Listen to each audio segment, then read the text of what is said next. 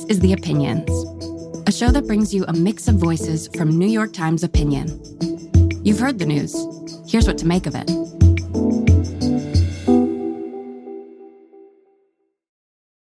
I'm Jessica Grose, and I am an opinion writer for the New York Times. When I started working on the internet in 2004, I felt like you could really read the entire internet every day. And now I don't feel like that at all. There's way too much information. It is fragmented among niche communities. And as a mom and also a journalist who writes about the internet a lot, it feels like it's impossible to know what to focus on. Is this an idea that one person believes, or is this an idea that a million people believe? Trends go viral really quickly, but that doesn't necessarily make them important.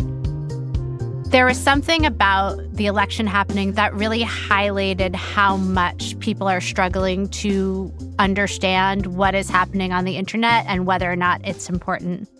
What is just internet rage baiting, and what is actually a cultural trend that we need to pay attention to? How do we figure out what really matters? And that is why I'm very excited to talk to Ryan Broderick today.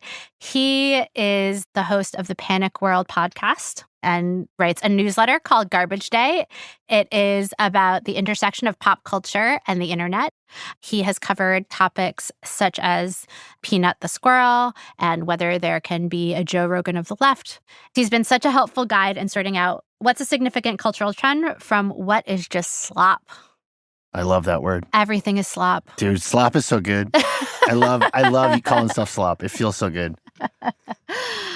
Welcome, Ryan. I'm so excited to talk to you today. Thank you for having me. So I feel like what I am getting on the internet in my bespoke TikTok that I spend way too much time on for a 42-year-old woman, what I am seeing may not be reflective of any larger trends. So what am I missing? What is the mainstream media missing that we should be paying more attention to? Well, I think, ironically, you are having the normal experience right now, which is the internet, let's say 5-10 years ago, was a couple central feeds that everyone could kind of stare at and understand what's going on. The era of Gangnam Style, for instance. The internet post-pandemic is one now of fragments. So your TikTok is delivering exactly what you want to see. Your YouTube is doing the same. Your Instagram now is also doing the same. X is showing you what Elon Musk wants you to see. All of these different platforms have shifted to a very personalized delivery mechanism. Rather than everyone looks at Peanut the Squirrel, only a few people know about Peanut the Squirrel until it becomes a national news story. So it's a very different landscape than it used to be. So this is a good way to transition to the how we got here question, and then also talk about the Peanut the Squirrel meme. And so let's start with how we got here, and then we can talk about how all of this plays into the election and its outcomes and the vibes. How did we get here? Let's see. I would timestamp it 2014 with the rise of online movements like Gamergate, which started as a pretty contained controversy about video game journalism that ballooned out into this wider, misogynistic, right-wing moral panic that would go on to influence the way conservative politics essentially have functioned ever since.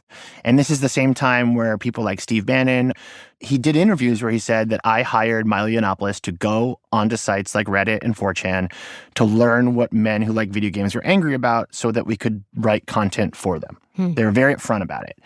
And up until that point, I mean, there was even like a meme which was you would say the internet is serious business, and the joke was that it wasn't. And then around 2014, it becomes very serious, and it stays very serious, leading into Donald Trump's first presidential campaign and all of the political strife online that we've seen since.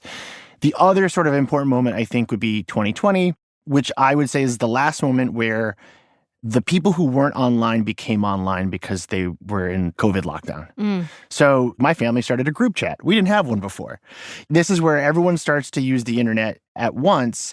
And so digital media literacy kind of goes out the window really fast. Right. And that's also the moment where a lot of major platforms that we were using started having a lot of trouble moderating those spaces, which they'd always had trouble moderating, but it became really apparent at that point. And that's, to me, the last turn off the highway would be 2020. And now we're sort of barreling down this road where no one's exactly happy with their time online, even the people running the websites that we're using, but we're still all on them, and they're still important. And it does seem a little bit like the companies have given up on moderation for the most part. Yeah, I do wonder if it was something to do with the insurrection and sort of companies like Meta and Google looking at this and going, we're out. We're going to bring in AI and it'll moderate itself because we don't want to deal with this. But I don't know. The vibe is that, I don't get the sense that they want to keep these places running smoothly anymore.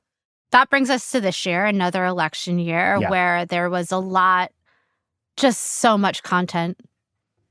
So much content. Just so much and content. some of it good. I actually, there was a brief moment in August where I was like, I'm having fun online again for the first time in a while. I mean, some of the songs, I'm a never Trump guy. I'm a never Trump guy. I'm a never Trump guy. I never liked him. I'm a never Trump guy. I'm a never Trump guy. I'm a never Trump guy. Brainworms. That was a good song. I hate to admit this. I hate to say it, but they're eating the cats. They're eating the dogs. TikTok remix. Pretty funny. They're eating the dogs. They're eating the cats. Eat the cat. Eat the cat. They're eating the cats. Yeah, those were bangers. So all of this was happening. Right.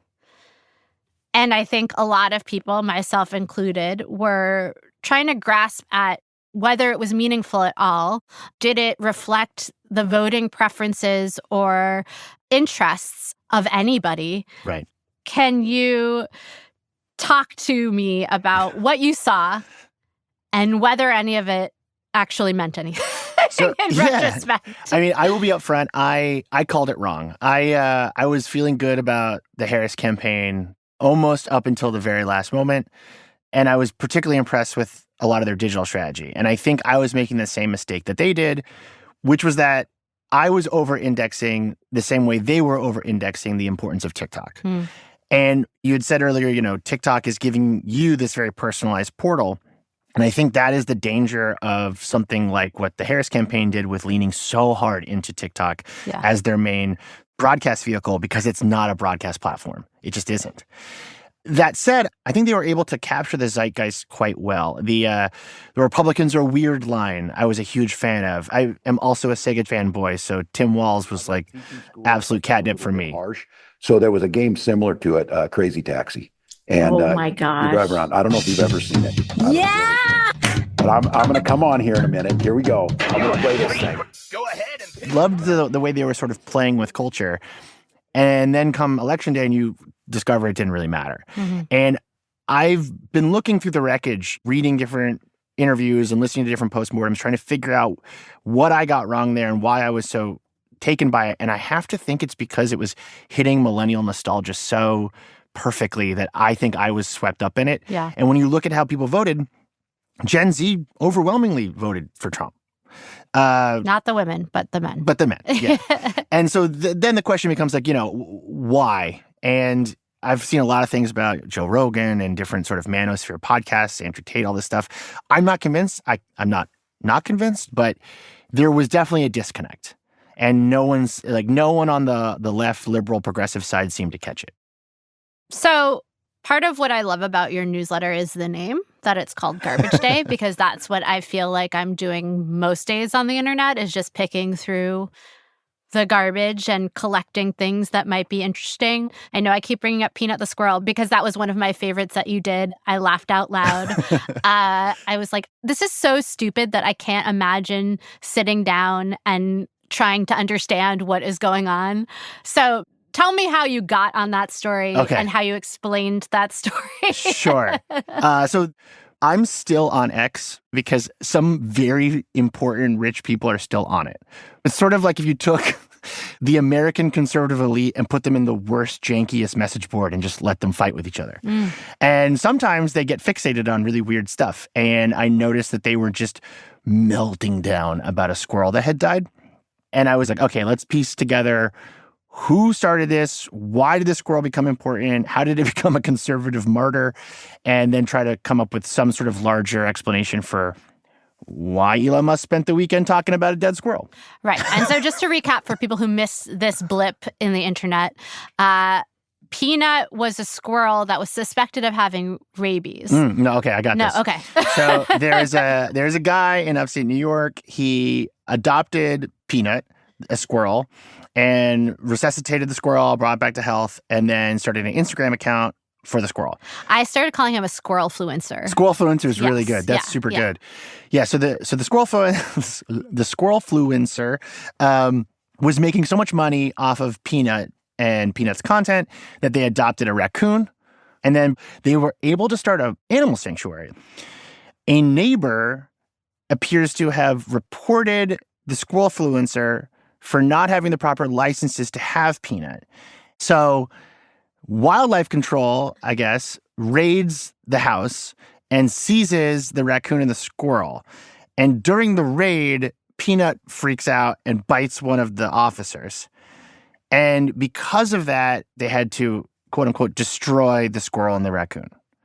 And this, according to right-wing influencers, was a perfect example of liberal, communist, if you will, government overreach.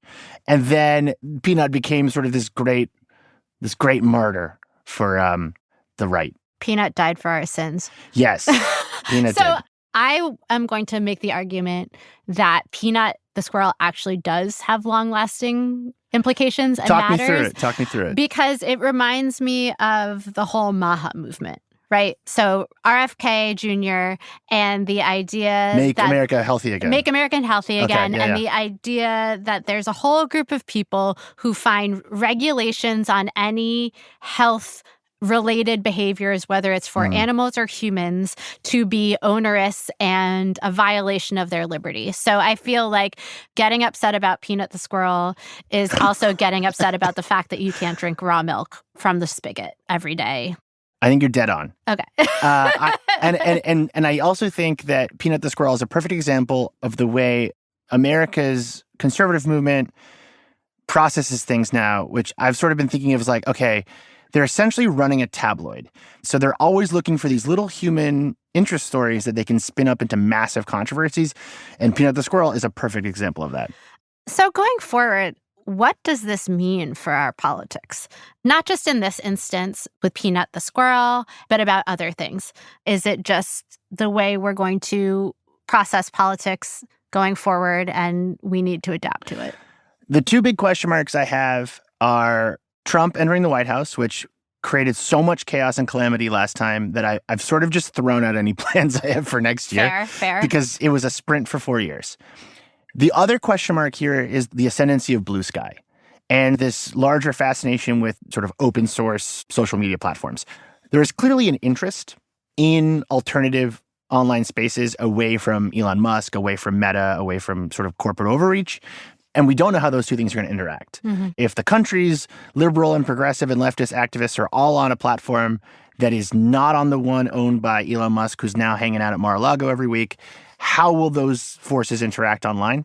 But I do think you're right that we are definitely hitting some kind of wall with this sort of stuff. I just don't think the average person has the time to be like, okay, I'm going to read 5 things about Peanut the squirrel to understand what's going on. I mean, I heard about Biden dropping out of the race when I was at a park with a bunch of other parents and our kids. And there was a mom who is a hairdresser. She's very offline. And she was like, why are people talking about coconuts? And I had to explain to her. And it sounded like I was a crazy person. Yeah. And I was just like, none of this matters. I mean, there's just a way in which you sound absolutely unhinged when you try to explain an entirely internet phenomenon to an offline person. It's like describing a dream. Truly. And I think you're right. I just think that like at a certain point, enough people are going to be like, I sound ridiculous and I don't care about this anymore. Right. Well, I think that's a good place to end here. That's right. Everything I write about will not matter pretty soon. So I think you're right. Thank you so much for talking with me today. It has been so much fun. Thank you for having me. This was a blast.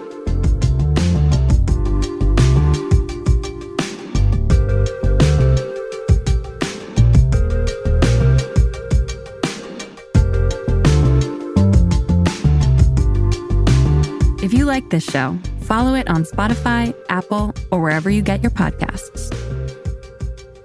This show is produced by Derek Arthur, Sophia Alvarez-Boyd, Vishaka Durba, Phoebe Lett, Christina Samuelewski, and Jillian Weinberger. It's edited by Kari Pitkin, Allison Bruzek, and Annie Rose Strasser. Engineering, mixing, and original music by Isaac Jones, Sonia Herrero, Pat McCusker, Carol Saburo, and Afim Shapiro. Additional music by Amin Sahota. The fact-check team is Kate Sinclair, Mary Marge Locker, and Michelle Harris. Audience strategy by Shannon Busta, Christina Samuelewski, and Adrian Rivera. The executive producer of Times Opinion Audio is Annie Rose Strasser.